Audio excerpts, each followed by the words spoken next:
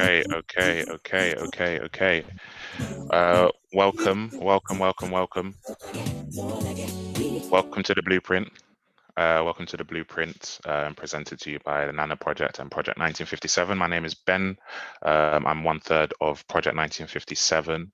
I'm going to be in the background, but just to give a few house rules or just explain how today's going to work. So I'm sure you can see there's a panel of some amazing people. People say I don't want the music to stop. I don't know. We're gagging for music. But yeah, we've got some amazing panelists who are specialists in this particular field, and we're going to introduce them shortly. So just to let you know, if anybody has or hasn't been in a webinar on Zoom, I would find that surprising because we've been in our houses for the past year. But just in case you haven't, how things will work is you'll have the opportunity to ask questions in this kind of second half of the webinar. You should be able to see like a raise hand feature, which will allow you to raise your hand, and then I will obviously allow you to speak. We're hoping to add a few interactive bits and bobs as well, so some polls, some Q&A. So just pay attention to all the little notifications that kind of come up on your screens. There's also a chat section, so you will be able to kind of ask questions directly to the panelists. If you don't want to say things out loud, you can use that. So again, that's functionality for you as well. I'm trying to think if there's anything else. I think those are the main points. Yeah, I think those are the main points. But yes, what I'm going to do is I'm going to hand it over to Kay, who is our host for the evening. Hi, everyone. So to introduce myself, my name is Kay Dove. I'm a member of Project 1957, and I'm hosting today's event, as Ben has kindly highlighted in relation to housekeeping. So please do make use of the chat to share your ideas, your thoughts, ask any questions. We'll be looking in there as the night goes on. And I'm going to kind of hand over to introduce first, and then I'll tell you a bit more about the event. So I'll move to Kirsty. Hi, everyone. Good morning, afternoon, or evening, depending on where you are. My name is Kirsty Kwarteng. I am the founder of the Nana Project, and the Nana Project is an online archive that's dedicated to preserving Ghana's history through the voices of Ghanaian elders. So we've had the privilege of speaking with different Ghanaian elders and just asking them what they remember about Ghana's history. And then we put these stories, whether they're written or they're video stories or audio stories, and we share them online because we're all online anyway. And so we figured it would be a good way for people to learn about Ghana's history. And so this Republic Day event, I think this is maybe our third event that the Project 1957 and the Nana Project have done. We felt that Republic Day is a good day for us to come together as Ghanaians or Friends of Ghana to learn more about our history. So I will also be in the background for most of the event. But like Ben said, the chat is there. Feel free to use it, and I'm looking forward to this great discussion. Awesome. And we also have on the call Francine Dove, who is a member of Project 1957. So Project 1957 is an organization that we developed to create activities and events for Ghanaians in the diaspora. And so partnering with the Nana Project for Republic Day is like one of our core events in the year. And it really just gives us an opportunity to reflect on where Ghana has come from and where it's going. So this event, we want to discuss the past, present, and future of Ghanaian architecture. And we spend a little bit of time thinking about what would be a good event for this year. And we just reflected on, actually, we don't talk much about the Ghanaian architectural landscape. And in the way that we might do for other countries. So I grew up in the UK, if obviously you can hear, and part of our core learning and is understanding British architecture. Is part of how we discuss history. It goes hand in hand. But often when we talk about Ghanaian architecture, not Ghanaian, Ghanaian history, we don't talk about architecture. We don't think about actually what does this building represent? What is it linked to? Where are we heading as a nation? But there are some key people who have joined our panel today who have spent their time to learn and to develop their understanding and skill set around Ghanaian architecture. And so I'm going to introduce them. So we've got Dr. Mrs. Aisha Ida Baffa-Oshun. She's an architect by profession, and she has a PhD in architecture from the Kwame Nkrumah University of Science and Technology. And she will speak a bit more about herself as we proceed. We have Lois Nakwale Kwate. She is the assistant project coordinator of the Building Early Accra project. And we have Kukua Manful, who's a trained architect and researcher who creates, studies and documents architecture in Africa. So just to give you a bit of a structure for this evening, we're going to have each of the panelists so I'm reading the question. Sorry. Yeah.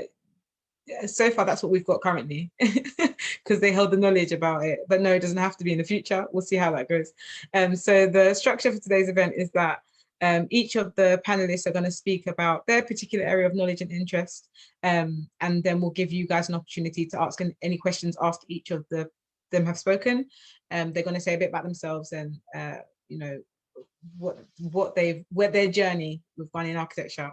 Then we're going to have a space for me to ask a few questions that we have prepared beforehand, and then we're going to open back up the floor to the audience to ask more questions. But like I've said, please use the chat function to ask questions as we go along as well, and we'll pay attention to them between myself, Kirsty, and Ben.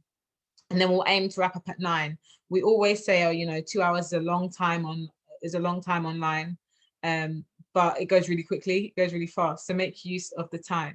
So I'm gonna hand over to Kukua first, and she will speak, and we'll go from there. Thanks. Thanks, Kay, and thanks to Kirsty, Nana Project, and then everyone from Project 1957 for inviting everybody. Seeing and always makes me happy. So just by way of introducing myself, I'm currently a PhD researcher at SOAS here in the UK, University of London, where I'm currently doing a PhD around the politics of school architecture in Ghana. And this speaks to kind of my broad research interests, which are the politics and the history of architecture in Ghana. Not necessarily Ghanaian architecture. There's a difference, or it's not the same thing, and you can ask me about that later. So my previous research has looked at things at like Asante architectural history and identity, Ewe architectural history and identity, and what I call the informal and the informal architecture. So that's it. You can ask me questions later, but over to Kay to continue.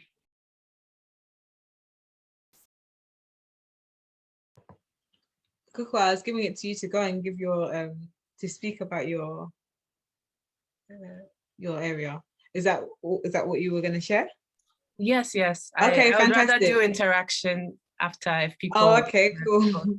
Yeah. So I'll move over to Lois next. Okay, thank you, Kay. Hello, everyone. I'm Lois Kwate, the Assistant Project Coordinator for Building Early Accra Project. And this evening, I would start with a presentation to highlight our roles and contribution towards the digitization of architecture in Ghana. So I'd like to start my presentation.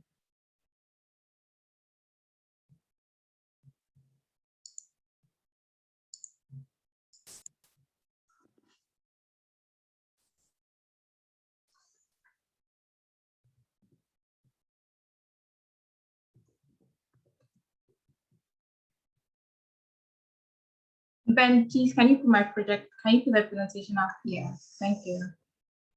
So this evening, like I already mentioned, I would like to present on the contributions of my organization towards the digitization of Ghanaian architecture.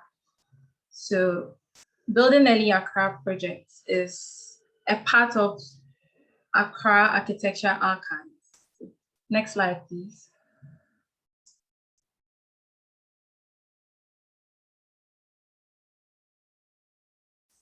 So the archive digitization project is specifically to carry out digitization efforts with regard to old permits documents belonging to currently Accra Metropolitan Assembly. Previously, they were known as the Accra Town Council.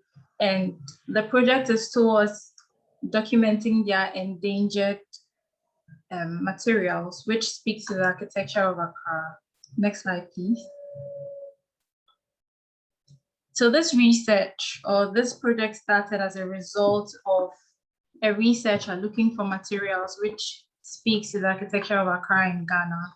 And her sources led her to the city engineers department at Jamestown, which currently houses the old building and permit control units.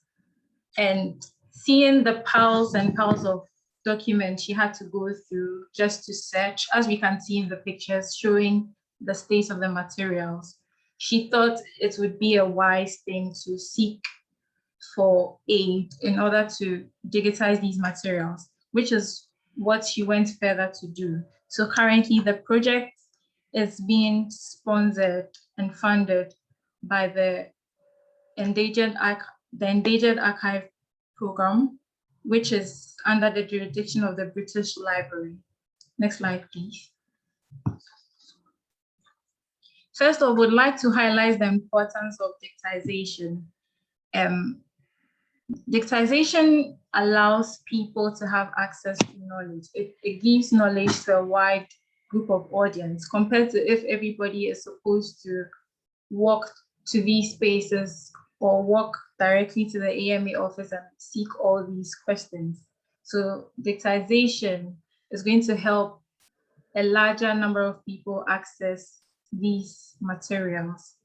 Also, history is important because, as Marcus Garvey said, a people without the knowledge of their past history, origin, and culture is like a tree without roots. And in Ghanaian architecture, that is something that we lack. We lack stories of how things started. We lack stories of how things have evolved over time. So we believe this effort is going to help answer all our relevant questions with regard to Accra, which is how did Accra start? Who are the people who were allowed to build? Who do the buildings we see in Accra belong to? Who are the people who live in them? And how did it all come about? So these and many other things are the importance of our project. Another thing for us to note that these things are going to serve as reference points for architecture and planning education in Ghana. In KNUST, most of the things we hear are stories being told or writings from past researchers. So this is going to be a point where architecture students and architecture teachers or lecturers or even researchers would get a chance to go through these documents by themselves and to basically tell their own story. So our hope is that by going through these things, we'll be able to, we'll be presented with a blueprint to give our own interpretation of what we see, to learn from what we see, and we'll be given the opportunity to alter as well as complete what they started in the past. We'd also like to note that as we've started this project, we've had a chance to interact with architecture students from Central University who have firsthand seen the state of these materials, as well as interns who are on board. Next slide. So our role as Building Early Accra projects, or BEA as I would continue to refer to it as. Personally, I'm the Assistant Project Coordinator, and my role is to ensure that the digitization efforts continue as the principal investigator isn't in Ghana with us. Yes, but our role as an organization is first of the entire digitization process. So what we do is we retrieve the materials from the source, which is the old building permit office at city engineers. Then we have to make sure these materials are well cleaned by dusting, because they are made of paper and the spaces are filled with soot and a lot of dust. Next, we sort these materials out according to the various years. So there are permits, documents from the 1900s right to the 1980s, when the AMA was relocated. So we have all these materials. We have to sort each and every one according to the various years. And then we go further to capture every image, every page, and we classify them. So that there could be a file which bears the name of a particular applicant. We are supposed to capture every single page, every single submission, all the letters which were written, everything which was exchanged between the applicant and then the town council. And we give each name. So a file could be A1, A2, A3, and no two files have the same name. After that, we go further to document these things we have classified into a spreadsheet. And in this classification, we highlight the names of the applicants, the locations of the developments, the dates of application. And in cases where the authors of the designs have been identified, we list them as well. And in this, so far, we've been able to capture materials from 1904 to 1949, not the entire permits which were submitted within those years, but what we've been able to find. And we should also note that these documents we are working with are documents which tell the story of Accra, right from when it became the administrative capital in 1877 and all the periods in between till independence and then post-independence period. Next slide. So what have we found so far? The image shown is a permit from 1922. And through these permits, we found various stories which show the evolution of architecture in Accra. So we found materials which have highlighted or the frequency of its occurrence have shown us the building typologies that existed in old Accra. It's also given us a sense of construction and how buildings were incrementally constructed. So you could see one building which has had permits applications a number of times because it's built room by room. So they submit a number of permits based on how the building is constructed. We've also come to appreciate their spatial allocation to the segregation of their daily functions. One thing we realize is a trend in their spatial allocation. So most houses or most plots have multiple structures. So there's always a minimum of 3 structures per plot, where one is the main building, another is the bathroom, in certain cases, plus a latrine, and then another, which is a separate kitchen. So most buildings or most compounds have these 3 separate or detached structures. And in cases where applicants are wealthy, we further see a 4th structure, which is the outhouse or the boys' room, as they refer it as. Yeah. And it'll be interesting to note that a lot of these homes or houses had wrapped around verandas. There were verandas on more than one side of the construction. And also we could see differences in how things were done then and how things were done now. We also, next slide. We can also see from their architectural presentation, which was quite different from what we do now. So they had their drawings submitted on a single sheet of paper compared to how we do now on multiple sheets of paper. Next slide.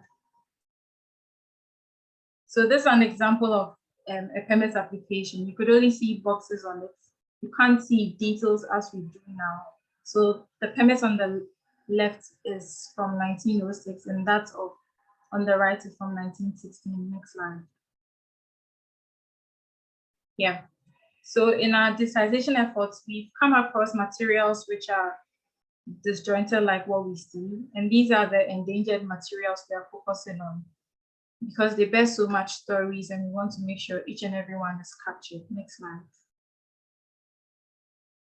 So from the very simple forms, we also have very complex looking submissions as the years progress. So this is an application from 1941, which looks much more like what we do now. Next slide. So moving forward, we would like to encourage researchers, architects, and people who are interested in architecture of Ghana to seek various ways to continue this effort. So we don't just leave it in Accra, but we are able to seek these materials in the other regions of Ghana. Thank you. Thank you so much, Lois, for that presentation.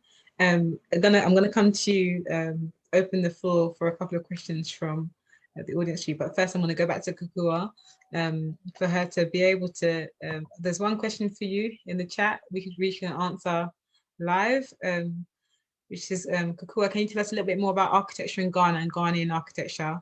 And does the former converge to the latter? Yes, thank you. So I make this difference analytically when I'm studying and researching, because architecture in Ghana is not just by people that we will call Ghanaian today. From a historical perspective, seeing as Ghana just started in 1957, it's a bit hard pressed to call everything that came before Ghanaian architecture. Then as Lois has shown some of these images in the building permits as well, a lot of the people practicing around this time are not necessarily Ghanaian. If you look at our Accra archive website, we explore some of these ideas, the multicultural and multinational nature of Accra in its recent past and more distant past.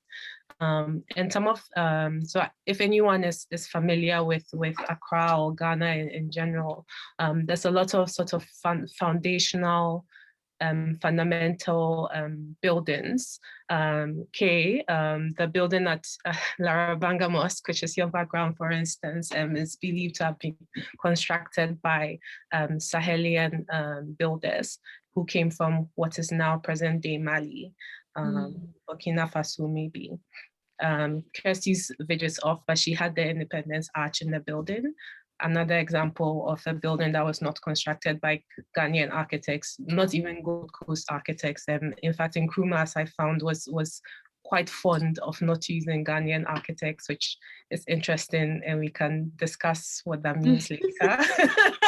It's very interesting. Yeah, so architecture of Ghana, architecture in Ghana versus Ghanaian architecture, which I actually argue that Ghanaian architecture is a more contemporary thing than architecture in Ghana. Yeah, that lends to some, it lends to a question that I've got that I'm going to ask later, which is, I don't know if people are going to be like, oh, I should ask that. Great, that was a really, really comprehensive answer. And I think I'm really fascinated by the fact that we're celebrating Republic Day today. We're celebrating Nkrumah, and the fact that actually we're talking about architecture, and his preference appeared to be to use outside architects. And so that, I'd really like for us to spend some more time thinking about that. Thank you. So I'm opening the floor again. Has anyone got any question for Lois before we move over to for Dr. Aisha to share her presentation? Yeah, I think we've got one. 1 second. Elaine, I see you. Elaine, I'm just going to allow you to speak.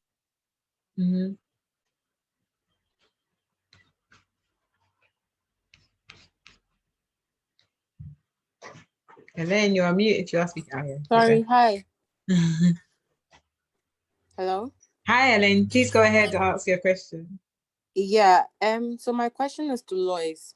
I want to know how, so from all the data that she's collected so far, what is her impression, or what does she think has influenced the changes to this point? Because currently, I mean, I saw that in one of her slides, she showed how they used to collect things for, what do you call it? I forgot, for permits. Yes. So what does she think has influenced from the time, or whatever she's collated so far, what does she think has influenced the current system that is happening in Ghana now? I don't know if I'm clear, but because there's a big difference. So what I have noticed so far is, in the past, because most of the officials were both European and African, they had different ways of managing things. And mind you, Accra wasn't as large as it is now. Comparing the permits documents, the past and present, the requirements are not so different. What stands out, however, is that the permits of the past was very specific to the kinds of materials builders and architects or homeowners were allowed to use. So something like rammed earth or swish was limited to just fencing and then single-story homes. Whereas now people are more at liberty to use whatever alternative materials they want. So far as it works for them, the building regulations do not stop them. And also in the past, there was a lot of supervision done. Before people even covered their foundations, they had to request for an inspection.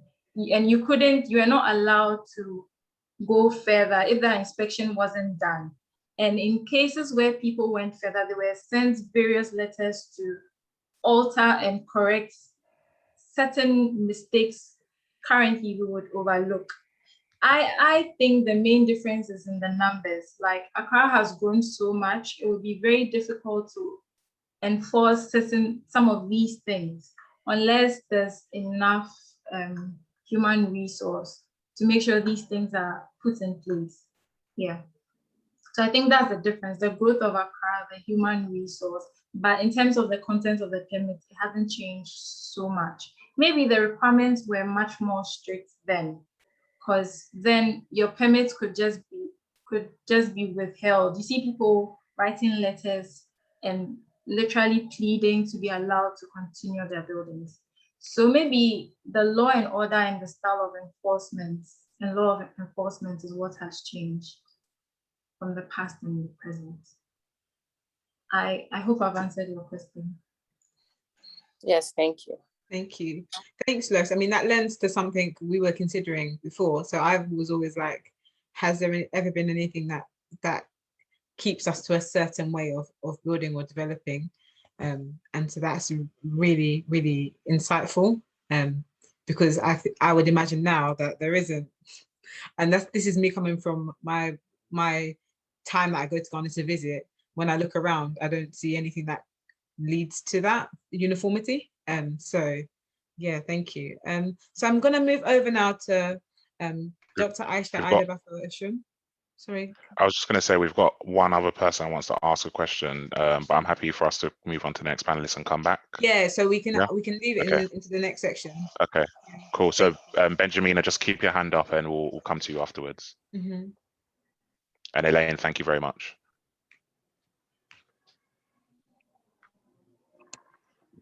Hello. Hi. Good evening, everyone. I'm Aisha. You can call me Aisha. Okay, thank you. Yeah. I'm so happy to be here. And looking at some of the questions coming up, it's really going to be an interesting discussion because I can see people asking Kukwa. I saw a question on the Q&A. If the palace is actually a shrine in the Siase, can be called the Ghanaian architecture, and it's in my presentation.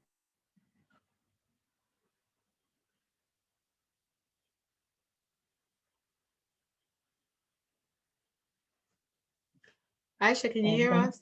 Are you a little bit frozen? But your presentation will come now. oh, okay, Thank okay, you. okay. I'm waiting for the slides. Yeah.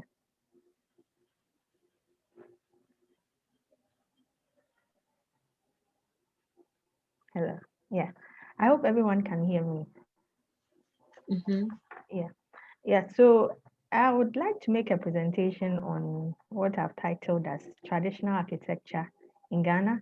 But if we are going to discuss this, the whole of Ghana, we will not finish in one night. So I did some form of purposive sampling to present to us so that it will lead us or bring more discussions on the floor on the matter. And I'll be looking at traditional architecture of Ghana in the middle and the northern belts of Ghana. Next slide, please.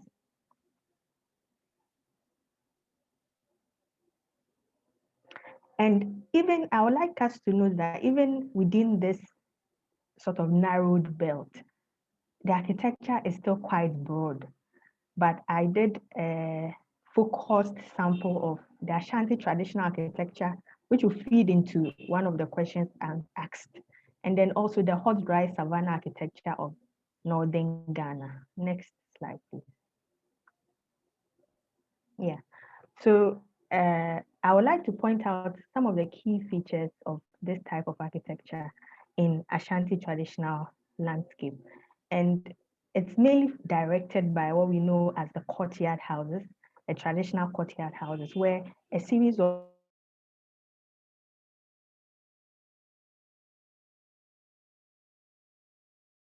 rooms are arranged around the now thing for the families. And most of these courtyards are also spiritual. They have a sense of spiritual meanings to them. And most of us born or raised in the cities, we tend to limit our view of Ghanaian architecture to colonial and post-colonial architecture and even contemporary architecture we see. But if you have the chance to travel outside Accra, Kumasi, Cape Coast, for instance, we had a chance to travel for a project for the Ghana Tourism Authority, and we traveled to certain remote parts of Ghana to identify tourist sites. And when you pass through this landscape, through this architecture, you begin to see that Ghana is beyond what we normally see in the urban communities. Is there a way that we can channel some of these architectural, should I say, architectural styles or architectural designs from these areas for the purpose of the people living in those areas and even in more urbanized communities? Next slide, please.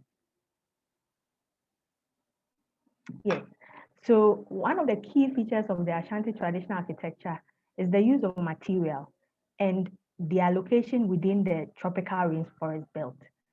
They built for their particular climate. They were very considerate. So even before our colonial masters came, we had a sense of direction in the way we built.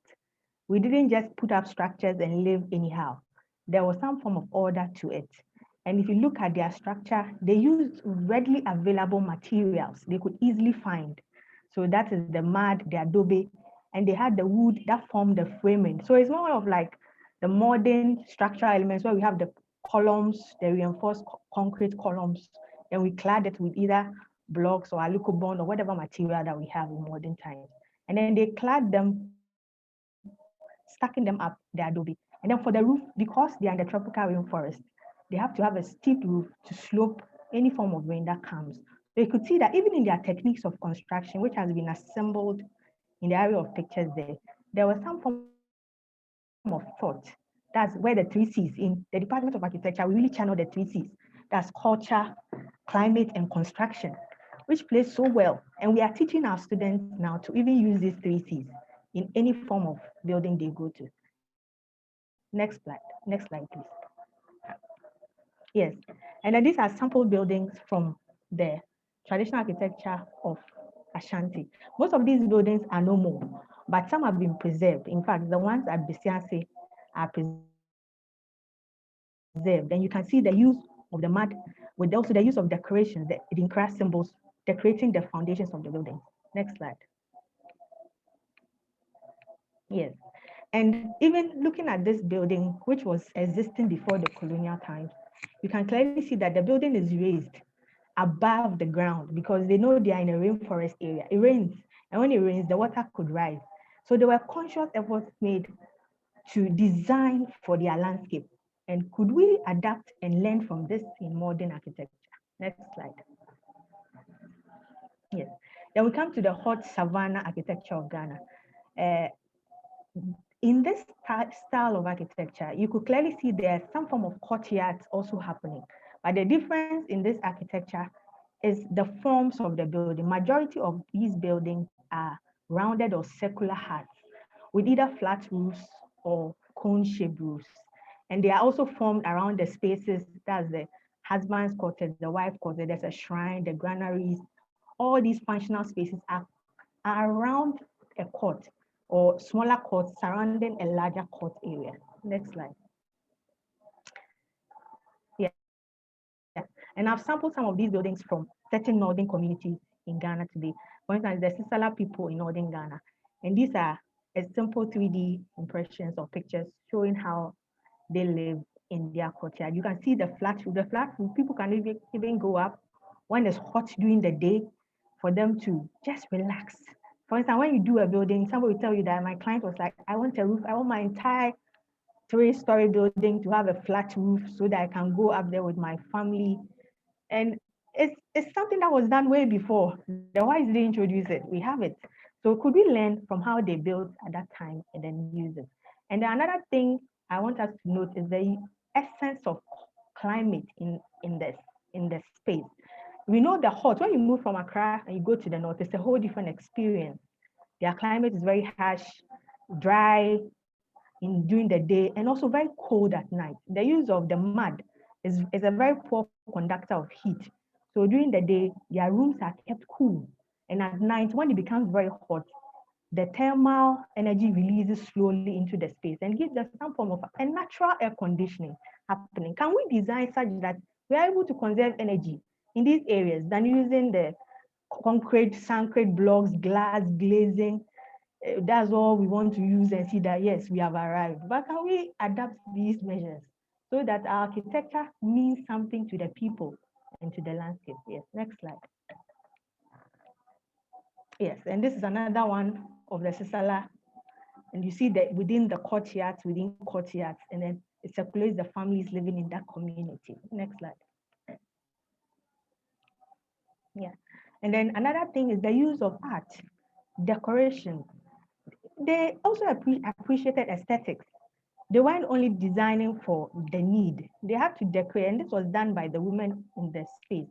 They would take time to decorate, paint them with symbols that mean something to them, so that their buildings also say something to them. So like modern architects, we use a series of colors, textures, different materials to bring out the facade. They also had that in their time. Yes. Next slide, please. Yes, and this is another one too from the Fafra community. Next slide. Yeah, same, yeah. So I'm showing you a gallery of pictures in the next slide. Yeah, and then this also from the Gushi traditional area. So I would like to end this presentation by letting us think of these things. Could there be a way that we could design our traditional architecture or re-evaluate them so that when we are designing for such landscapes or even for more, should I say, urbanized communities, can we borrow these ideas? For instance, you can't take a building hook, line, sinker from Accra and then dump it in the northern belt of Ghana. It won't work. You end up creating a whole lot of problems. Can we adapt these 3 C's? These are traditional people were using and are using even in recent times, the culture, climate, and construction, and use it in modern times so that we are able to create architecture that means something to the people. Like this architect, Francis Kerry, that's a fantastic job at that, using traditional architectural philosophies, ideas, materials, and then providing schools, providing hospitals, providing social amenities to his community in Burkina Faso. Could we do that so that people begin to appreciate the traditional architecture we had? Else, for the next maybe 50 years, we will have no such architecture in Ghana because everybody will want to use concrete blocks, glass, concrete, because they think that is what, quote unquote, is modern. Can we let us rethink what modern is in Ghana? And then, like the theme of this presentation, architecture in the past, present, and future. Can we transition these past ideologies into present architecture and even future architecture? When the tourists come to Ghana, they don't want to come and look at our skyscrapers. They have a lot. They don't need that. They come to look at the Larabanga mosques. They go to the villages. They want to see something they've never seen before. So we need to really protect this. And I'm very passionate about this. So thank you. This is my presentation. Thank you. Thank you, Aisha. That was so insightful, particularly because when we think about the northern region and basically anywhere other than Accra and maybe sometimes Kumasi, we don't know, particularly those of us who are not living in Ghana, we don't hear much in any kind of discussion. So to see and to hear about their architecture, and actually it made me think a bit about the comparison between other places outside of Accra and how maybe they have they're telling a different history than what we have altogether. But I'll open for a question from the audience before I come to my list of questions for you guys. Has anyone got a question? Yeah, so feel free to raise your hand if you do have a question. I know I can see there's a few questions in the Q&A. So I'll go to Benjamina and then perhaps we can look at some of the ones in the Q&A as well.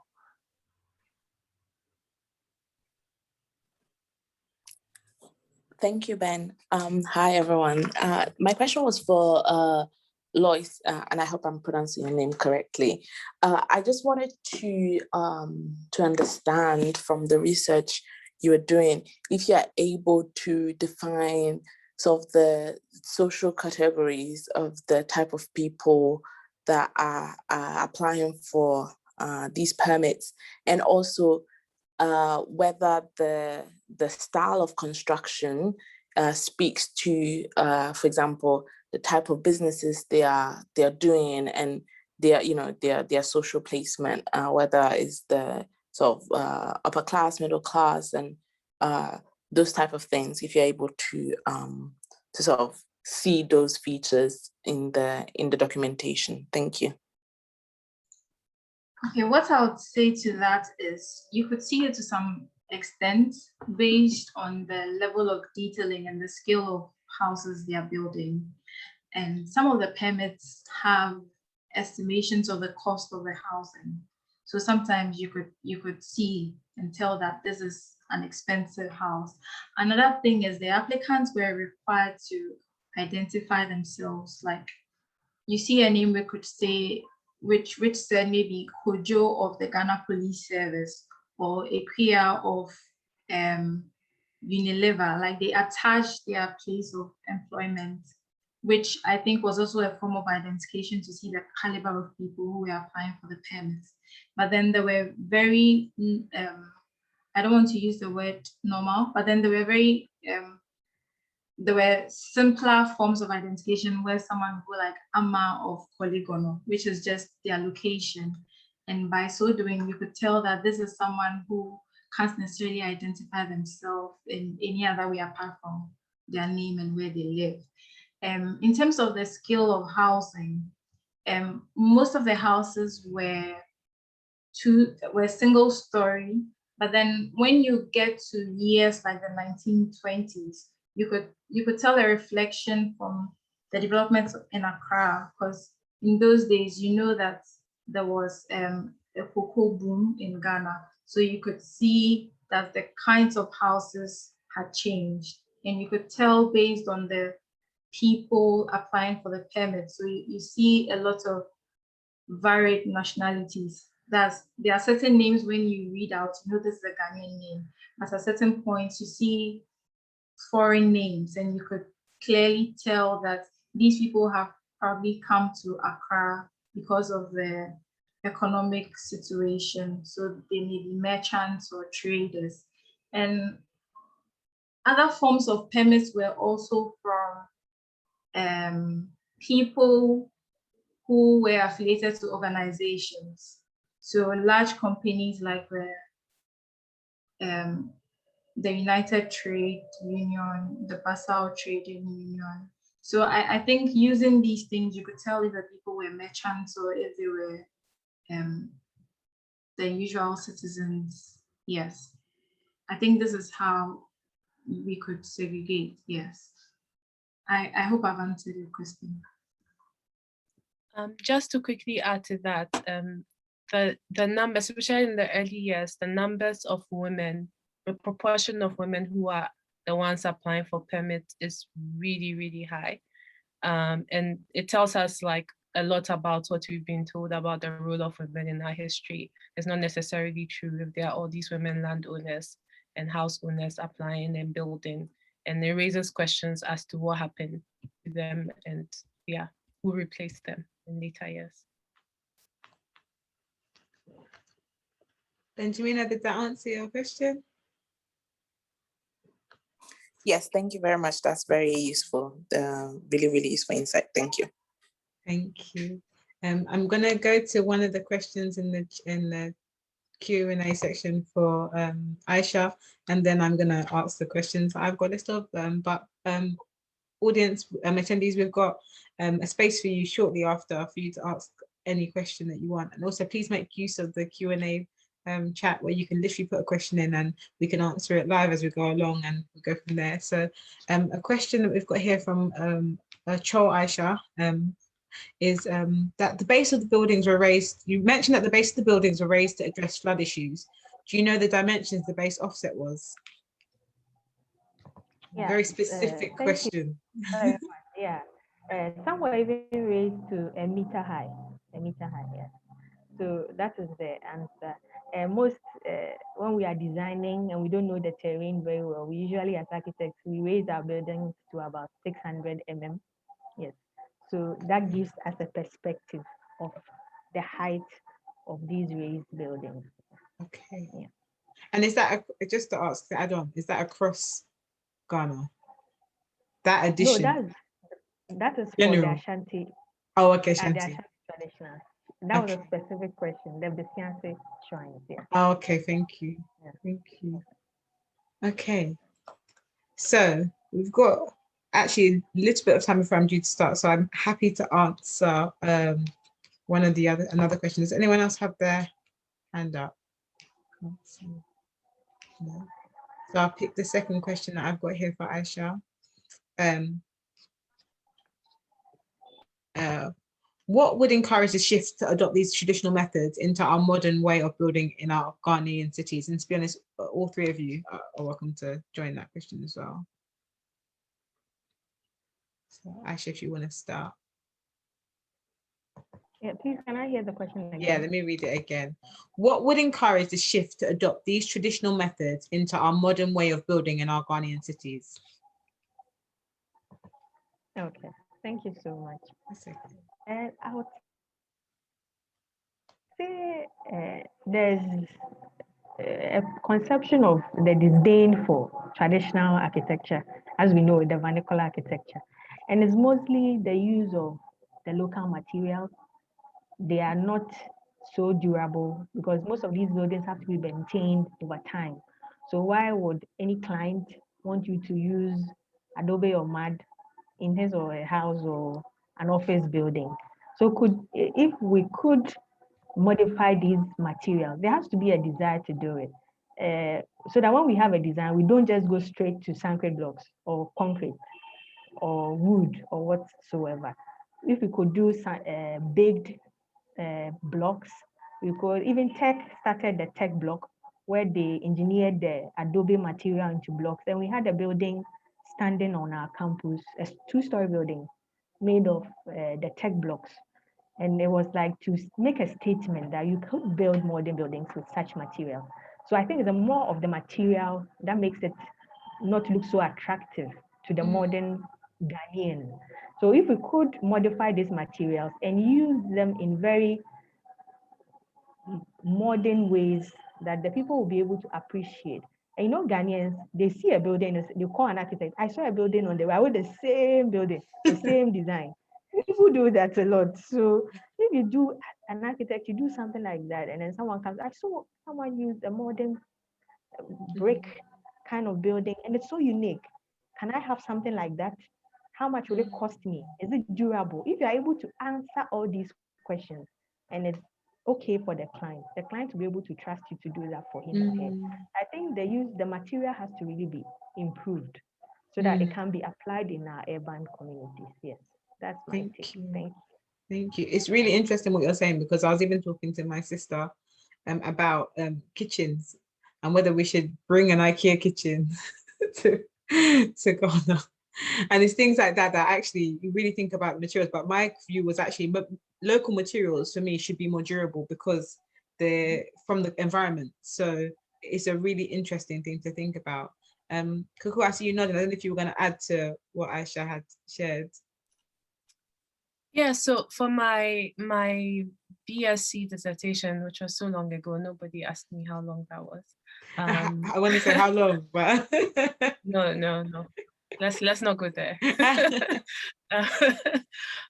So my dissertation topic was the acceptance of earth building materials in Ghana, actually. So like what Aisha has mentioned, there's disdain for it. And then linking to the BA Accra Archive project, which Lois and I are working on. She mentioned really briefly in her presentation, Lois, that the materials mud and swish were not allowed. Like people would be denied permits because they tried to build in earth. So earlier on when I was introducing my work, I said I work on something called unformalization, which I define as the deliberate removal of certain types of building and certain types of use of materials from the architectural lexicon. So it was a thing that the colonial government did intentionally. They wanted to export, Portland cement is from Portland in the UK. They wanted to export more cement and more materials to a larger market across their colonies. So they stopped people from using earth. And even when people would use earth, it would have to be bricks done in the British style, using a lot of heat to cure them and burn them.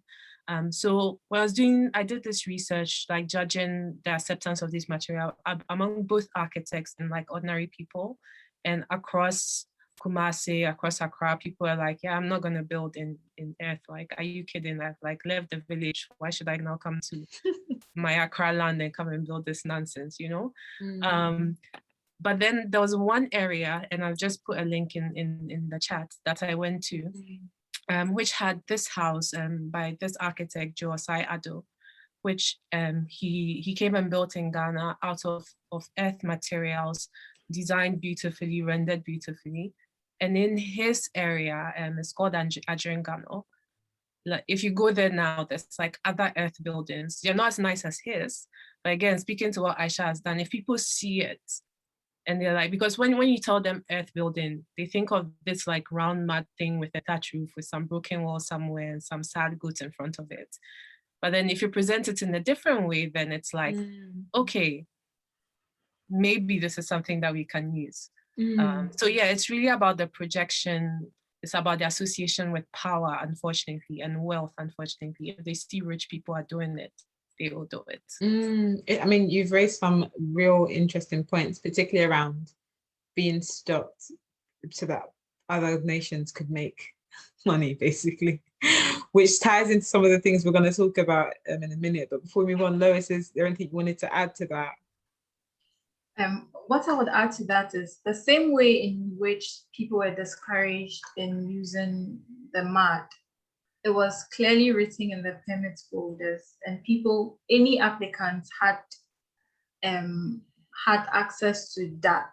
But these days, our permits folders are just 2 pages and they don't state the regulations. So if we want to bring these materials back, then the permits folders, just in the same way they were able to discourage a lot of people, they should write it in there that people are allowed to use all these materials. So people are much more aware. Because when they were discouraging people, they did it on a large scale. So to encourage people, we can't just start with trying to do buildings that way and trying to encourage the clients is going to take a longer time. But then if our regulations clearly stated that you could use these materials, and now mud is in various forms. We have compressed earth bricks, which are very nice. You don't have to bend them to make them hard. Like if our regulations restate these things, that people can use these materials, I think it would spread faster. Yeah, make a difference. Yeah. And is there, just for any of you, is there any like kind of campaigning or anything being done for that to be the case? Is there work going into that? Interestingly, our permits, our application folder is becoming less and less. So previously, the permits applications had like 9 to 12 pages stating regulations, so everybody had access. Now it's just 2 pages, just you stating who did the design, who it belongs to, and the materials you're using. I don't know why exactly it's reducing or shrinking. Maybe I believe it had more pages in the past because there were not enough professionals. So they were educating the individuals to be able to do certain things by themselves. So now the education is more towards the professionals. So I think the professionals, we as the professionals would have to encourage the assemblies go back to that system. So we are not the only ones with the knowledge, but then the larger group has the knowledge. Yeah, I think that would be the way to go. It would have to start with us. Yeah, I agree. A lot of things, it seems it has to to start with us. Okay, I'm gonna move into the section where I ask some questions that we pre-prepared. I know that there's lots of things going into the chat. I'd still encourage you guys to add more. Some of them the panelists can answer as we're going. Some of them we'll pull out when it's your section in the next 15 minutes or so. But I had a question on here, which I think has kind of been answered, but I'm still going to ask it directly because it's often something that is kind of communicated in the diaspora or an ongoing conversation. Did we live in mud huts? Yes, there's nothing wrong with that. Yeah. Some were gorgeous and some were beautiful, and some were not so beautiful. But this links to Abna Sawa's question, which I think we didn't answer well. Yeah, Aisha had the Bisiase shrine buildings in her presentation, but the palace, there was a palace building in Kumasi, Menchia Palace, which was looted and destroyed by the British in 1874. I'm going to put another link. Sorry, I'm a teacher. This is what I do. It's awesome. This is how we maintain the learning. Yeah, so you can check that out. It was called the Aban. People who speak Tree will know that Aban is the word for government now. So it was called the Aban building, and it was built by the Asantehene Osei Kwejo and Osei Bunsu later, when they had interacted first with the British traders who came with like, oh, we're just trying to trade, and had told them about England and about the palace, of showing them images, drawings of the palaces here and museums here. And this Osei Kwejo, the first one who built it, decided that he wanted to build something like this because he thought he was better and bigger than whatever queen there was in England. And interestingly, he imported builders, fancy builders from the coast of Ghana because they had been interacting with the Europeans longer. So he was like, yeah, you guys should know how to build this. So they came in and they built this palace in what they thought was the style of European palace architecture. So if you see the image, it's quite interesting what they built. So yeah, there was this, I would say like this is an example. I would still like not use the Ghanaian tag because again, there was like really no Ghana at this point, but it was a kind of like indigenous architecture that was constructed at the time. But yeah, people use mud to build. It was great. And at the risk of doing even more history, in the 1800s, when British explorers were coming to Kumasi for the first time, they were shocked that people had upstairs toilets, which were flushed in Kumasi. at a time where there were like 3 or 4 toilets, period, in the whole of the UK. Like toilets that flushed inside houses were not a thing. It had like latrines. Like if you watch period, you read about period stuff. Don't watch period dramas. They are like Bridgerton is a lie. All those streets were like, because people would have to ease themselves in all sorts of corners. But even Just, so even to say, I feel like even recently people had toilets outside. They weren't inside the house. They were I know houses maybe in Kent where the toilet was originally in recent history outside.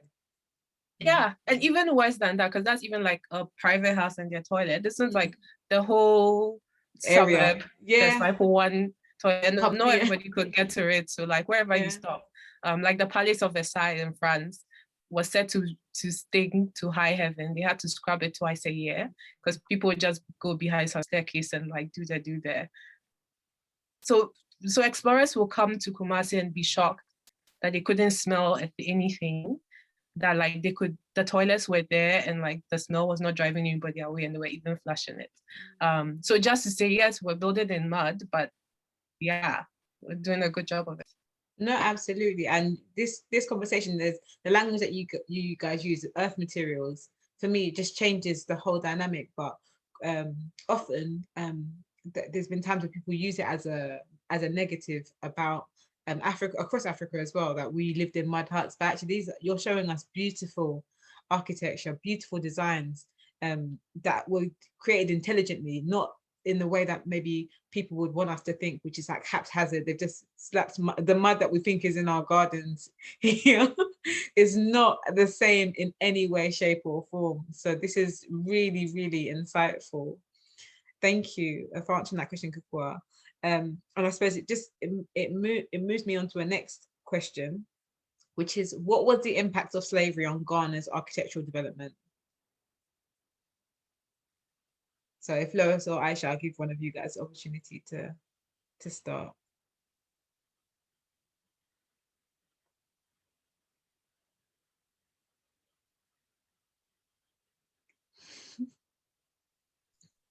Could you please repeat the question? I'm having internet problems. Sorry, that's fine. I'll repeat it, and then I think Lois is going to start answering. But what was the impact of slavery on Ghana's architectural development? I was going to say, in terms of affecting how we build, not so much, but in terms of the castles which were built to house these slaves, that could be the impact. So they built these large castles just so they could do all their transactions. And at the end of the day, it has become a part of our history. These are the tourist sites we visit to tell the story of slavery. So for now, for us, they become tourist sites, but for the past, for the people of the past, I'm sure there would be torturous places. Nobody would want to be near a castle because anything could happen. Yeah. Thank you. Thank you. Aisha, did you want to add anything to that one? Hello. Can you hear me? Yes, we can hear you. Okay. Sorry if I'm lagging behind or something. No, you're not at all. You're with us. Okay. Yeah. I would say I have a very, should I say, mixed feeling towards colonial influences in our architecture. I don't like us to say it's in the pure negative, and I don't also want us to ignore the negatives. So there were some positive influences in our architecture, but what I think was the main issue, and that even contributes to the design for what we used to have, is the imposition of foreign architecture, foreign materials, foreign concepts, foreign designs into our landscapes by our colonial masters, with no connection to what the people were doing. Like Lois was saying, even look at the restrictions placed on permitting in Accra at that time. If our colonial masters had, should I say, did a little bit more to connect us to what we used to have in terms of architecture, we would have evolved fine, because we have been influenced by them. But that evolution will still have a connection to our past. Because when you go to other countries like Asia, Europe, when I went to Germany, you see buildings as old as 200 years ago, still being preserved. The facade is preserved. But when you go inside, you see a modern, maybe an escalator happening here and there. But they are trying to protect what they have so that when you come to Germany or you come to Frankfurt, they point to this building and tell you that this building represented this and this to the people. I think that's what was missing in our colonial architecture. Aside that, they gave us the forts and castles, they enslaved us and everything, but at the end of the day, we have some form of tourist attractions from there. And I'll say education, religion. I'm a Christian, so I can't argue with religion. It's all some of positives. But at the end of the day, I think the connection to architecture was lost. Traditional architecture was lost. Yeah, thank you. Yeah. I want to add something. Aisha triggered a statement in my mind. So in terms of she talking about the influences of slavery and the impact on architecture, from what I see, I think what the colonial masters wanted to do was to create a permanent architecture, because the forms and materials we used were things which were not necessarily meant to last. Like, people use mud houses, so it's easier for them to just expand their buildings. If the family was growing, it was easy to add up. If you had issues with your space, you could rebuild with the same materials you had. You had to remix it and then put up your structure again. So things were more ephemeral in that sense. But the colonial master wanted to create something more permanent. So then people are aware that we've been here and we're here. So construction, even if you check the recommended concrete mixes, then nobody's going to use that amount of stone and cement and sand in modern Ghana because we can't afford it. In terms of all the things that went inside. So they were more concerned about creating buildings which would last. Because now to try and demolish a building in Accra, it's going to take a lot of effort. So you would rather leave it because that was what they wanted to create, permanence. Yes. It's really interesting because it just makes you think about power and control and all of those things versus the people who were in Ghana who were just living functional lives. Actually, we want to be able to expand our compound. So we'll build with these materials and we'll expand, as opposed to people coming in and wanting to establish a presence that lasts to say, actually, we are the power, we are the ones in control. Very interesting. It leads into the next question. I'm going to ask this question. Sorry, can I just add to that? That it's really interesting now that like sustainability and green architecture is such a fad now, and promoting principles that were eradicated from these colonized spaces, and that yes, so now people want carbon neutral, carbon negative buildings that like kind of give more to the environment than they take, and these buildings that could be could like kind of just disintegrate to the earth, back into the earth when people have moved on for an area. It's what people are now promoting as the more sustainable way to live, instead of staying in the place and just like leeching all the resources out in a short period of time. And also to add to the kind of like not having these old buildings that are preserved now is because they were destroyed, like with the example of the Aban, and was deliberate, because the British knew the power of having 1,000-year-old buildings, and they had theirs that they were preserving. The Germans knew, like in Namibia, but wherever they went, they destroyed anything they could see like that. And it was part of colonization, because you can't colonize someone without like kind of erasing the pride that they have in themselves and their achievements. So they had to destroy it to build, like Lois is saying, to build this new permanence. And so that like today we can come and we can think that our only architecture is a mud hut with a thatch roof, as if it's a bad thing. I think for me also is thinking about, actually, again, great point.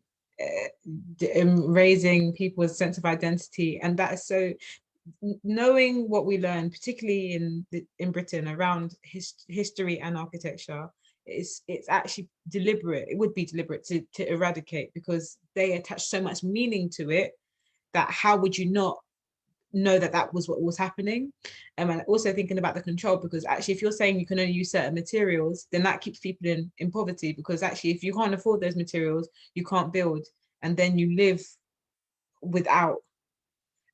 So really, really strong points. I'm going to ask one more question from Alice before I hand back to the audience, which is, so moving beyond colonialism, thinking again about Republic Day, how has Ghana's architecture been impacted by the change in political climates? So how has Ghana's architecture been impacted by the changing political climates? So over to anybody to start.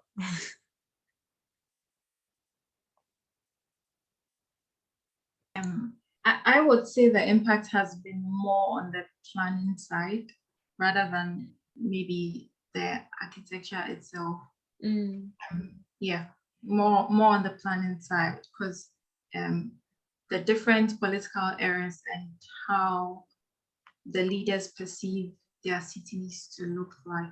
Yeah, so some would prefer the American form, some would prefer the Russian forms, some would prefer the German forms or the British forms. I think I would say it's more on the planning side. In terms of architecture and monuments, maybe some presidents have preferred building things which they'll be remembered for forever. And yeah, so even like what you have behind you. Yeah. So yeah, that's what I can say. Thank you, Lois. Yeah, I think I'll add a little to what Lois said. Looking at, you see, the way our political system is set up, where we have this 4-4-year kind of changes happening, 8 years. So every politician comes with his or her agenda. And looking at what we had, that's the National Development Plan. We had a National Development Plan. And if that plan was supposed to be implemented, every political party who comes into power would follow that National Development Plan, so that our planning of our cities, our communities, there's a continuum happening. But what happens is that one political party, affordable housing, they started in various communities in Ghana. And then after 8 years, when they leave, these buildings are left to rot. And the essence of building them become a waste of material, waste of money, waste of labor time. And there's so much of a housing deficit happening in Ghana now, like over 1 million housing deficit in Ghana at the moment. So if we could have our political changes being linked to a goal, a national development plan, why are our politicians afraid to adopt the national development plan? That is the question. What is the problem? You understand? So if we all agree as a nation, and let's go and say, fix the country, fix ourselves. People are beginning to see there are a lot of systematic things that need to improve in Ghana. Yes. So, and architecture, or should I say, architecture is the slight freeze of our culture, every essence, some form of space. So if we are able to develop our communities so that they follow a particular national development plan, so that no party comes maybe 10, 20 years, plan is abandoned. That's why certain countries like Singapore, they have the advantage of maybe one ruler able to champion a particular focus and take that country somewhere. But because we have broken linkages to this political development happening, one comes, abandons, takes a new thing, he comes, they also abandon, it's not helping the progress of Ghana. So I want to champion the adoption of the National Development Plan for Ghana. Thank you. Thank you. No, that was absolutely spot on, because actually if there's no shared vision, how will we progress even in that area? Kukwa? Yeah, so I want to talk more broadly about kind of political and economic as well, which then affects social climates in different areas. One fun thing I like doing sometimes is to like go president by president and see what sort of building projects they invested in and championed during their time. Nobody can beat Nkrumah. Yeah, he also did have a lot of money. But then you look at, okay, who was building it, where they were being built, so how they affected it. So for a lot of people that they identify or imagine as a kind of modern Ghanaian architectural language, would come from period, that independence era period. So yeah, like I mentioned before, if you went to secondary school in Ghana, chances are your school building is an example of that kind of architecture. And I was interviewing some old architects a while ago, and they were telling me about the coup years after Nkrumah, and just how the contraction in the economy, this is a thing that's reflected in the building permits. So the proportion, the rates of application in the years, just like fluctuating according to how stable things were politically, but also economically and socially. And I'll just end on, there's recently an article about compound houses in Ghana. I won't share the link. I'm feeling self-conscious about sharing. Share it. We need it all. We need them all. Share them. We're going to put them together. Share the link. Yeah. Okay, I will share it. But one other thing when it comes to like how the compound house is being lost as a building typology, and that's going with just political insecurity and social insecurity and economic changes.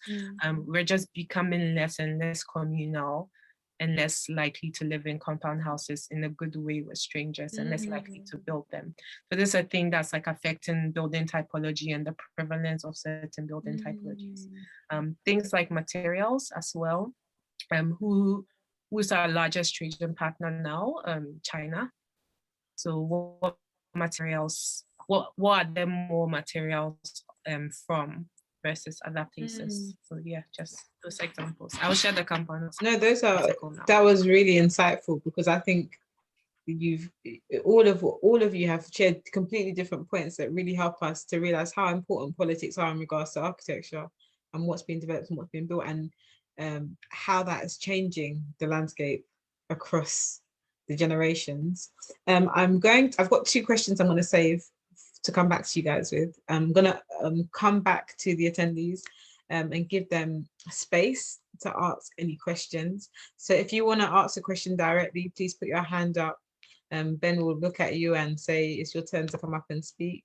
In the meantime, I'm going to pick a question from what we've got up here in this Q&A section. So from Fran, we've got, how important is it for our community to learn about architecture in Ghana?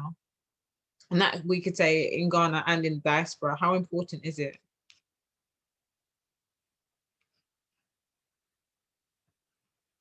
Anyone can answer. I'll go to Aisha. Would you like to answer? How important is it? Do we need to know? Yeah. I would say in our part of the world, it's very, very important. Architecture in Ghana, I would say, to the local people, is defined or seen as buildings. But architecture is design, art and science. So the issue, we're always complaining as architects that they don't employ our services. Majority of Ghanaians take a mason to his site and would say, put the kitchen here, put the bedroom here, and they will design the whole thing. I won't use the word design. They will plan or whatever the whole thing on their site. And when they build and then they face challenges, then they'll be calling the architect. I have damp rising in my walls. I can't live in my room. It's so hot. There's no ventilation. And that is the issue. When you complain, they'll tell you architects in local tree, meaning you are too expensive.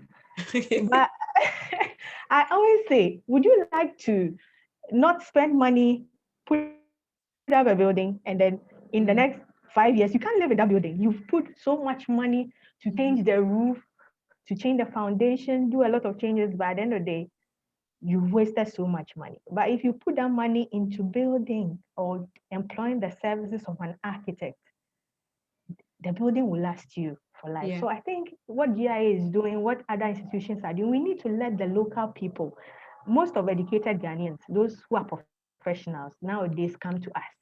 But the locals, the indigenous, those who want to put up 3-4-story buildings, we have even students who can even take up such designs as their personal project, not necessarily coming to maybe a big firm, but to reach out to someone under training. Maybe somebody's about to finish school. Can you help me design my house?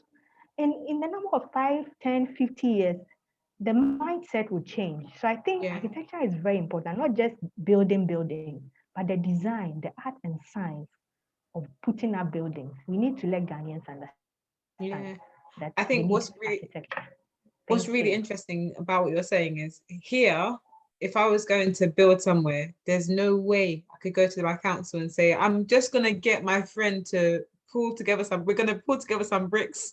We're gonna build my house. I've bought the land. I'm gonna do everything. There's no way. So it makes me think, actually, going back to governmentally, there needs to be some sort of regulations around how things are pulled together.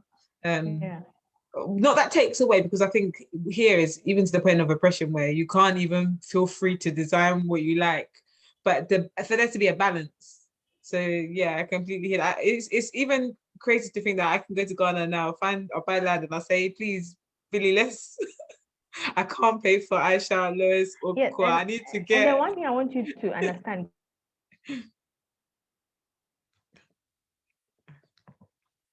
Actually, frozen slightly. Oh, you're back. You're back. Hello. Hi. Oh, I know Aisha was going to say something really funny as well. So, Aisha, you're back. You're back. Yes. It's not that they are able to do it in secret, but if they have, you see, they are draftsmen that work with masons. So when the mason takes, maybe let's put the kitchen here, the draftsman will maybe take a lesser charge of what the architect will take, and then they will put up the design. But you see, at the end of the day, lawyers will say, it goes to those in authorities, the permits, those who give out the permits. How do they assess these buildings? And some of the buildings too, immediately they do that, they start constructing. So when the authorities come on site, the buildings are already in progress. So it's a whole system. The mindset has to change, and those in authority too have to be very proactive. Else it will not be the best. Thank I'll you leave it so for much. the rest. Lois, Kukua, do you want to add anything? Okay. Yeah, I said it all. No, it's cool. What I was going to say was, it's important to teach our community to know about architecture, because the buildings we create now later they impact us directly. And like Aisha said, people haven't understood the fact that the conditions you live in go a long way to your health, your entire well-being. If they're able to appreciate these things, I think they would understand the purpose of architecture. So yeah, that's it. We have to let them know the effect of the environment on themselves, and then they would know who to call to create that environment for them. Thank you. I think the question the way you've answered, both of you, it kind of links to the question that's been asked by Joyce, which is, what is the role of the architects in Ghana, and how closely do they influence the design outcomes? So Kukwa, I can come to you. Is that? Yes, I'm going to annoy my colleagues a little bit. Yeah, blame it on my dislike of authority. So I honestly do not mind that people are building on their own, as long as it's not like some kind of multi-story structure that can collapse and kill everybody. I think like building your own thing and getting it a bit leaky and damp builds character. and helps you improve. But yeah, I but on a more serious note, I don't think we need to regulate all building. I think we need to democratize a lot of the process. I think we should make it actually easier for people to access like kind of basic building designs. Like I'm a big fan, and Lois knows because we work on social key together. Like if I could, I would have like free basic building plans online. You can just download it and then get all the materials and quantities and DIY your own house. And then you go to an architect when it's like something more serious, something more bespoke. Yeah. Right?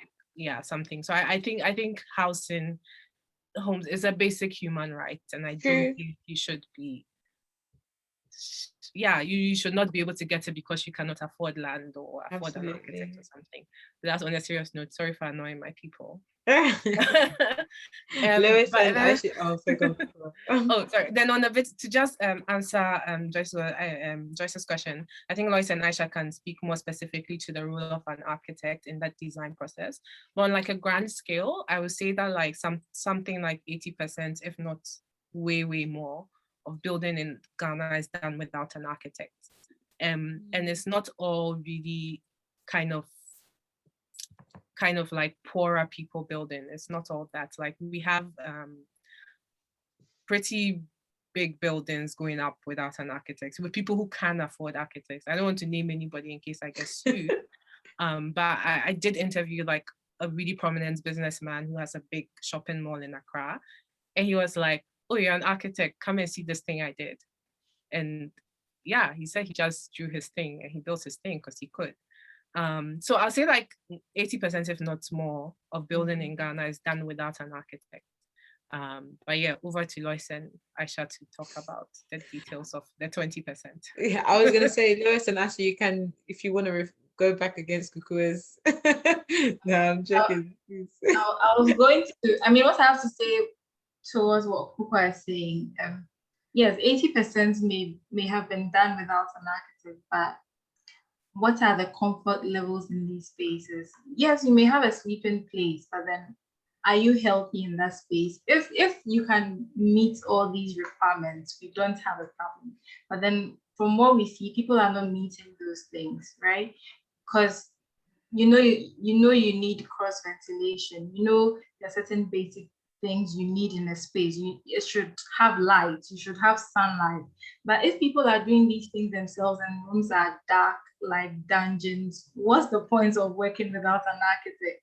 Yeah, so if these people were doing it right, like Aisha said, sometimes people make mistakes and they come and call you, come and see what I've done. If the architect wasn't like important or needed, they could have gone ahead and lived in the errors created. So yes, 80% are building without architects, but are these spaces conducive? If they are, then we can't complain. But if they are not, you need an architect. Yeah, thank you. Yeah, Kukua, it's a very interesting point you made there.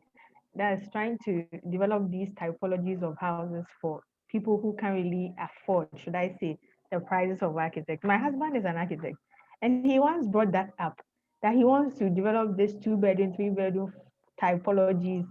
And I didn't really think much of it. I think I'm going to go back to it. And then that we could actually do something like that. It's quite interesting. Yes, so I would say I can't lie. Not everybody can afford an architect, a professional architect, like a firm or something like that. But I remember when I was in third year, I was even doing designs for my mom was a midwife. She's retired now. She would link me. My colleague says she wants a 4-bedroom house. Can you do it for her? Then I'll do it for her, and she would just give me something small, an allowance. It's not really payment, and I'll take it so happily because I was still a student. I think there are various ways that we can still provide these services to them, other than them going to maybe a big firm, which they can't afford. But the thing is, they need to understand the essence of design so that you don't build and then when you are having problems, you now come to the architect. That one, if we charge you, you can't pay. You understand? So if they could start from the beginning and really understand the essence of design, if it's a typology of plan, they can go to KuCore's website and download and then use it. They'll be so happy, and I'll be happy if I see a building that is KuCore's typology in my hometown or in a rural area and it's functioning for them. I'll be happy because at the end of the day, it's architecture being promoted. You understand? So I think it's a very good point. Yeah. Thank you. Thank you. Amazing answers, ladies. I'm gonna go to the two other questions in the chat. So I don't know if this has been answered, but what are the Asante traditional buildings called? Did you guys I was hear just typing that I didn't understand the question. So if Fran would like to clarify, unless the others understood it, because I'm not sure what it's in reference to. Fran, do you want to come up? She's hiding. Or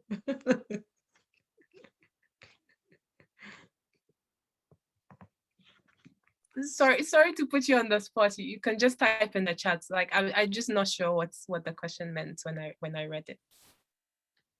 Let me just see. Okay, I'll move on and then we'll see if she comes and we'll see if we can figure it out. And so the next question is, how was Accra before slavery and colonialism? Is information available for Accra architecture before slavery and colonialism? So if we say, I think for me, the question that comes to mind is it like the images you showed us of the North? Did it look like that? Like, would it likely have looked like that? So Accra, as we think of it now, did not exist before Europeans in that area. So, like I usually call it a more colonial city. Kumasi, even in current kind of understandings of urban areas, was an urban area way before. Then we also have places like I forget the name, Salaga, that people also say that even before slavery and colonialism could be described as an urban area. But Accra was not really that. There were kind of like a lot of different settlements, widely dispersed, and it didn't come together in concentrations in the way, the way we think of a city. So the buildings would be similar to some of what Aisha, I think Aisha, I don't know if you showed some of the coastal architecture types, but there's different coastal architecture types, typologies that were likely to have existed on like Accra and the coast of Accra, but to think of it as a city, yeah, it just didn't exist. Yeah. Okay.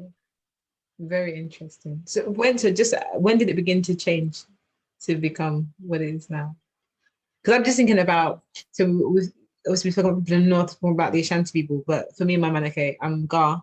Okay. So where were we? What were we living in? No, it was no, I didn't mean it like that. No. So it just wasn't Accra in the same place. So like you know it's better than me. I know it's also Ghana, but there was like Gamashi, there was like Teshi, there was like Laba. There were these settlements, and it was the political system that existed. It wasn't the same. I'm going deep into ethnography here, but there were like states that were called centralized states that had like a centralized king with everyone around them. And there were states that were called acephalous states, which had like kind of more dispersed communities.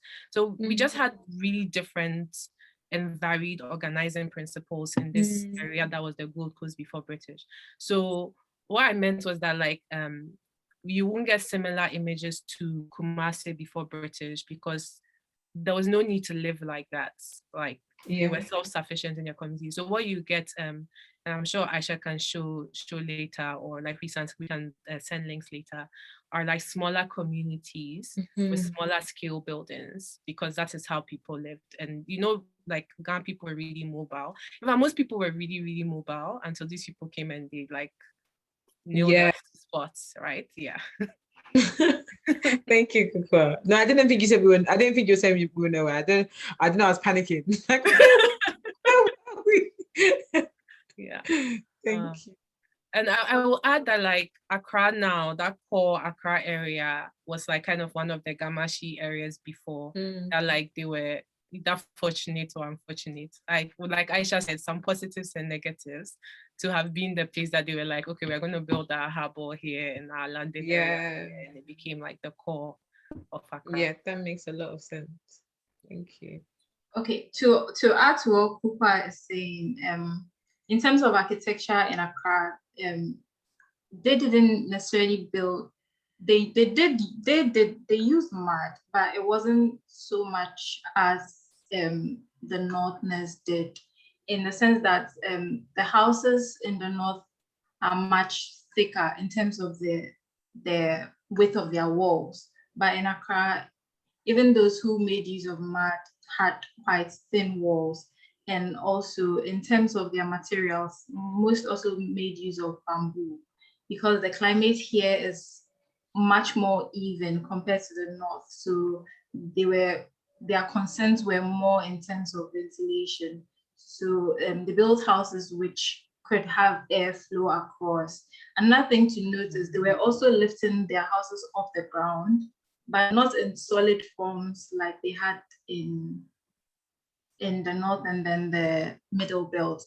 It was more freestanding because, as they say, they wanted to catch the breeze from the ocean.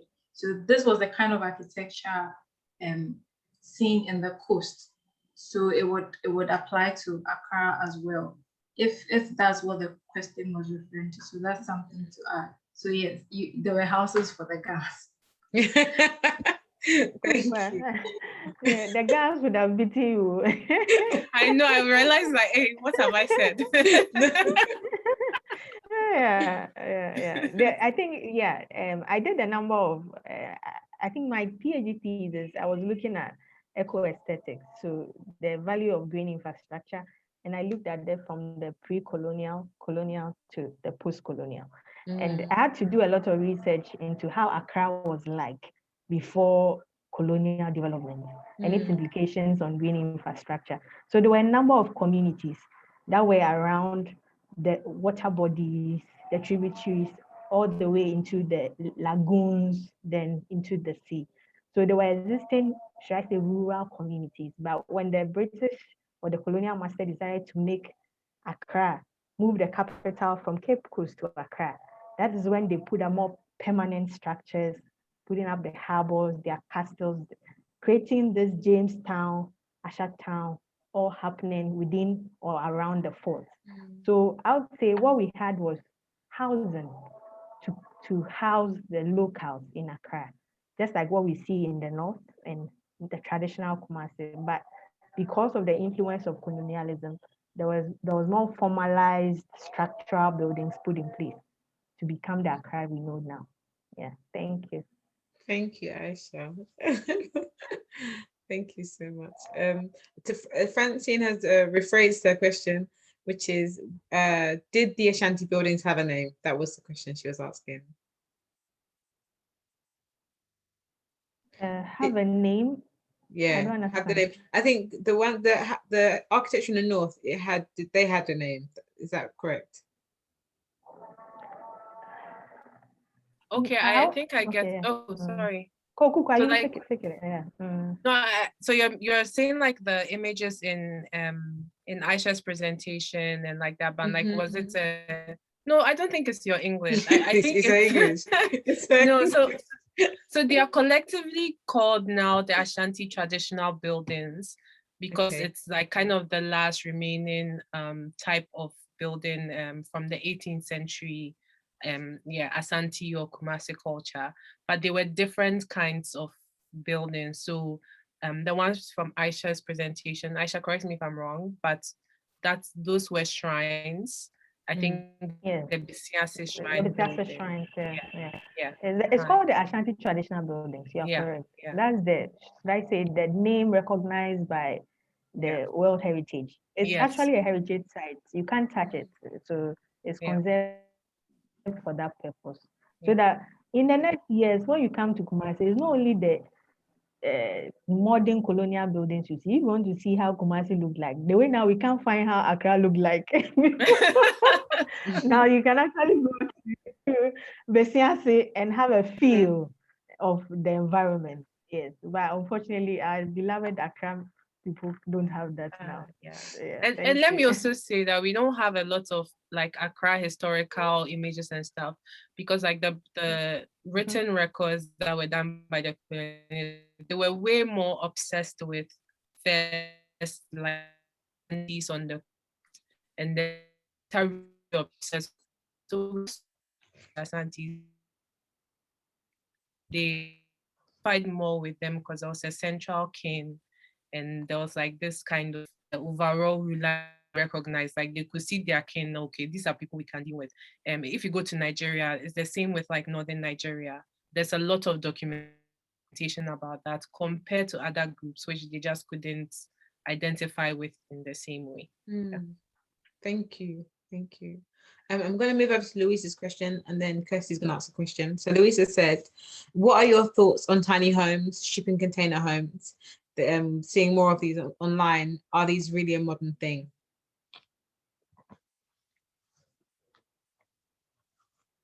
Anyone can answer. So those little shipping containers that people are now turning into tiny homes.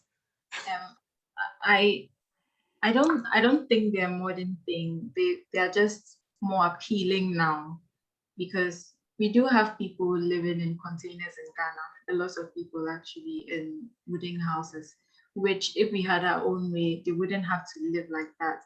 So in terms of tiny houses, it has its own political backstory, but for now, it's just on a more appealing level. As to if our regulations will allow it, I am sure, because if people are sleeping in containers, you can sleep in a tiny house. However, in terms of cost, there's unfortunately, as in other countries, they adopt tiny homes because it's more affordable. In Ghana, they are not affordable, especially if you are buying shipping containers, because you would have to insulate them. It's costly and all that. So yeah, it's just more appealing now. That's what I'm Thank you. Thank you. I'm gonna invite Kirsty up. We're getting towards our 9 o'clock time. This is what happens. Things get spicy when it's time to finish, and then you're now trying to rush the questions because the conversation is flowing, nerves are gone. But Kirsty, you go. So my question for the panel is, do you have a favorite building or architectural site in Ghana?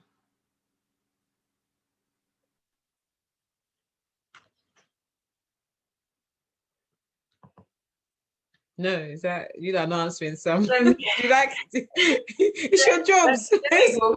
So my favorite I wouldn't call it my favorite, and it's not an ancient building either. It's quite a modern building. Would be the World Bank building in Accra.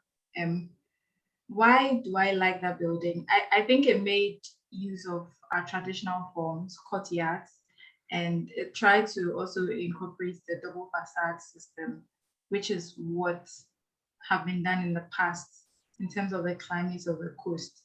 So seeing them make use of all these elements makes the building attractive to me. Yeah. Thank you, Lois. Aisha.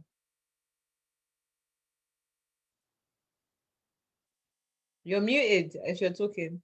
Hello. Hi. Yeah, hello. I don't know. I don't have a favorite building in Ghana. In fact, hello, can you hear me? Yeah, we can hear.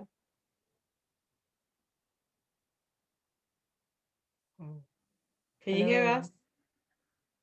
It's the delay. I can hear you. Okay, it's caught up now. No, it hasn't caught up. Cool, we'll come to you and then we'll go back to Ash when it's reconnected well.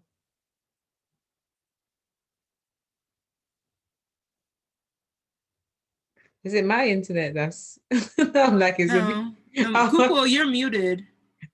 Oh, yeah, I thought I saw I can see Aisha moving again. It's fine. You go, and then by the time you finish, Okay. the guys will be ready. Yeah. Again, I'm going to do with my little being annoying thing, but like all my favorite buildings are the ones that are not designed by architects. Because I'm really impressed by and enjoy like creativity and people creating their own creating their own buildings and environments. So one, I'm trying to find a link to that because I want you guys to see it because I think it's super awesome. For one of there's two of such buildings all by the same person. Is this, I think it's called Jerfix Studios offices. So I think he's a graphic designer or something. And he just like basically went and cut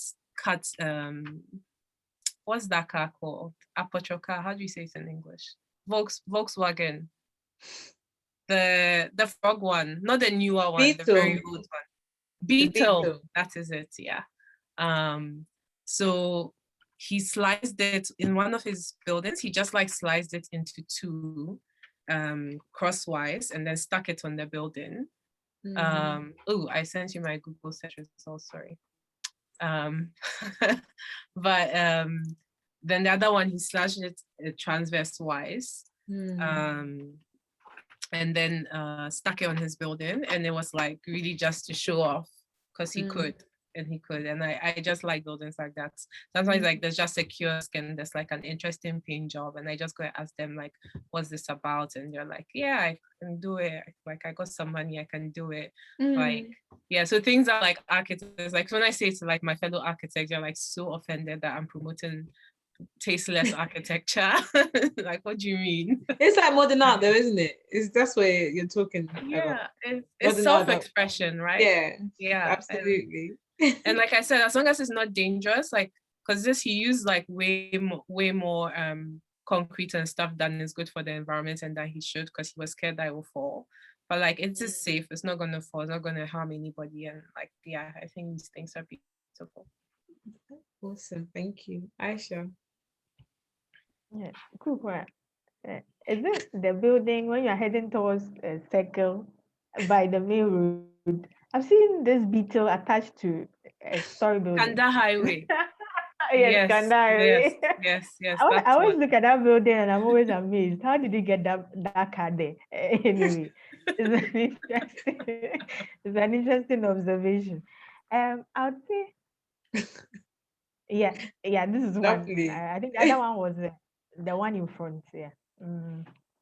I would say I don't really have, should I say, a specific architecture or architectural building that I would say is my favorite in Ghana. I think when I see a building and it appeals to my senses aesthetically, I'm attracted to it. I just like it.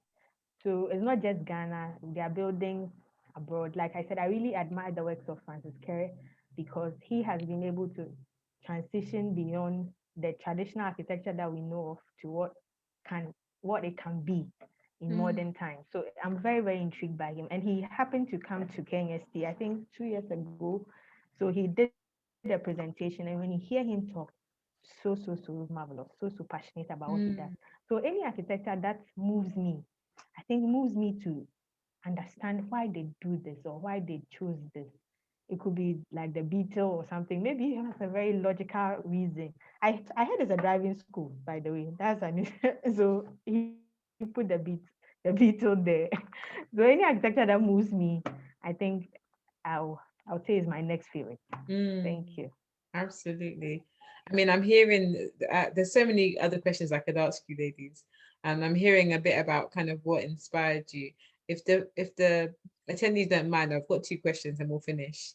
And if you guys can answer as quickly as possible, let's do it. 30 seconds for each of the questions with 10-second answers. What inspired you to become architects? So what was the inspiration, Lois? You want to start, Lois? To be frank, I was interested in architecture because based on my educational background, that was what was available for someone with an interest in art, the visual arts, and interest in math. Architecture was the option thrown at me. Yes. But then after I got into it, I became interested with how we interact with the environment. And that's what has kept me moving, knowing that architecture has the power to create all those interactions. Yes. So it started with just the interest in art and math and has developed into something more solid. Yeah. Thank you so much. Aisha. Yeah. Yes. My story is quite funny. I used to live in this Tema community 3. It's a flat, and then we were on the, I think, second floor, and then on the third floor there was this young couple, a very beautiful lady, and then the husband. And anytime I see them coming up the stairs, the woman looked so beautiful with her bag, her composure. She was so attractive to me and her husband. So I asked around and they told me she's an architect. And I said, wow, I'll be an architect. I think she doesn't even know. She influenced someone in her flat to be an architect. I think she doesn't know. Her style has made you. Yeah, she was educating us. She was so composed. And there's this aura when you say you're an architect and you're a lady, the way people look at, hey, architect, nice, wow, people are so intrigued. When a man says he's an architect, oh, okay, oh, when I'm Musisi Dino, they'll say it. But when a lady says I'm an architect, people are intrigued. People are so welcoming to you. Hey, so that's what attracted me. And I used to draw a lot. In fact, they used to call me to go and draw in class 1, class 2. I'll go and draw apples and mangoes. I used to sit at the flat and then draw the community flats. You can imagine, my mother has those books. I'll sit, look at the window and sketch the whole flat.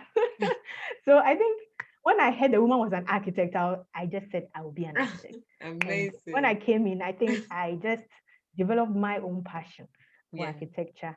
And then that's it. Thank you. Thank you so much, Asha.